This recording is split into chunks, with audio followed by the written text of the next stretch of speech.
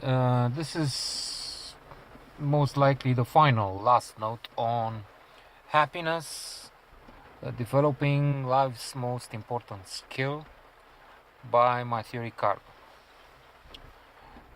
If you're interested, there are another 4 or 5 notes on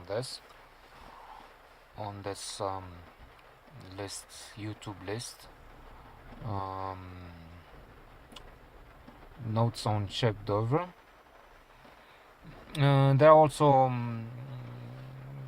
1500, 1600 maybe soon reviews on Goodreads on various books that I've read. Again, if you care to check that out. Matthieu Ricard is a wonderful man, and he has accomplished a very important task, aside from writing this amazing book. I think he made the gap between the West and the East smaller. He comes from the West. He was born in a French family of academics.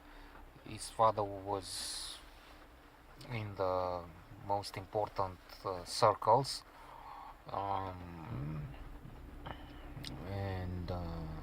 Matthieu Ricard himself has the background, the education of a scientist.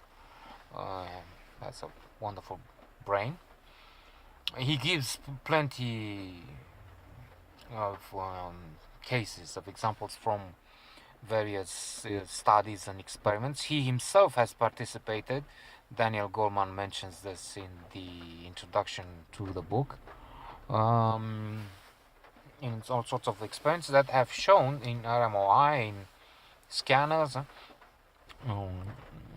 what amazing capacity, what fabulous capabilities these monks have. They have trained, they have meditated, and have trained their mind so that it acts and reacts in a very different way from the rest of us. For instance, they have tested to see how they react to loud sounds, to the sound of a shotgun, for instance. And they could see that even those who are especially trained, policemen, secret agents, and so on, they don't panic like us, let's say, like ordinary people, when they hear a shot, a gun being fired.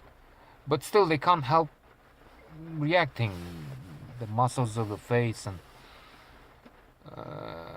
whereas the monks, Matthieu Ricard and others, have this capacity to control consciousness and more, which allows them to not budge, not move a muscle, so to say. Fantastic reaction. They also are much better able to identify the emotions, the states of others when they watch the behavior, the blinking, the face of other people. They are much better at reading the signs. As I said, Matthieu Ricard talks about flow, peak experience. In fact, he gives his own example. There are quite a few examples from his own experience traveling with a train through India and more. Things being stolen, how he was upset. Then he realized that there's nothing to be upset about. He says that translating gave him a sort of a state of flow, which is interesting. I used to translate years ago, and there was no flow. But then I don't have the skills, the wonderful capacities of this extraordinary man, scientist. He talks about Dalai Lama. He talks about visitors to Tibet, to the monasteries, for instance. I remember this example where somebody was enjoying the rain, fresh atmosphere. It's raining here, by the way, quite heavily. I'm in the parking lot of the French lycée, talking about the French Ricard. So this person was very happy, fresh air, rain, while another was coming. Oh, look at this mud! I hate this country, and so there is nothing either good or bad, but thinking makes it so. Shakespeare, great book.